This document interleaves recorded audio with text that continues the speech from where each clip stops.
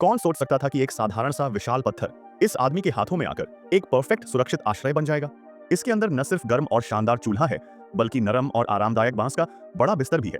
क्योंकि पिछला आश्रय एक चट्टान के नीचे बना था, जहां ठंडक, नमी और छोटे छोटे जीव रहते थे। इसलिए शियाओ ली को मजबूरन अपना सामान उठाकर दोबारा सफर पर निकलना पड़ा। रास्ते में वह इन जंगली फलों से अपनी ऊर्जा बढ़ाता हुआ चला। आखिरकार उसे हजारों साल से खड़ी एक विशाल चट्टान दिखाई दी। उसका अनोखा आकार देखकर शियाओ ली का वहीं बस जाने का मन बन गया। ज्यादा बात न करते हुए उसने सबसे पहले चारों तरफ की घास फूस साफ की। एक ऐसा इंसान जो सालों से घने जंगलों में भटकता आया है, वह आश्रय की अहमियत अच्छे से जानता है। पूरी चट्टान को साफ और चिकना करने के बाद वह नदी किनारे से गोल मटोल कंकड़ इकट्ठा करने गया। जो भी साफ सुथरा और अच्छा पत्थर दिखा, उसने एक भी नहीं छोड़ा। थोड़ी ही देर में उसने ढेर सारा पत्थर जमा कर लिया। फिर उसने पीली मिट्टी का एक बढ़िया ढेला चुना, जिसकी खास घनत्व और जबरदस्त चिपचिपाहट के कारण इसे जंगल की बेहतरीन मिट्टी कहा जाता है। उसने उसमें एक कटोरी साफ पहाड़ी झरने का पानी मिलाया, ताकि मिट्टी की असली ताकत बाहर आ सके। जब मिट्टी पूरी तरह लचीली हो गई, तो पत्थरों को आधार बनाकर और इस चिपचिपी मिट्टी को सहारे के रूप में इस्तेमाल करते हुए वह एक एक परत ऊपर चढ़ाने लगा। हालांकि हर पत्थर का आकार अलग अलग था, लेकिन शियाओ ली ने सबको करीने से जमाया। मजबूत नींव बनने के बाद बीच की खाली जगह को मिट्टी से भर दिया गया। इस तरह एक पूरा प्लेटफॉर्म तैयार हो गया। हजारों साल से खड़ी वह विशाल चट्टान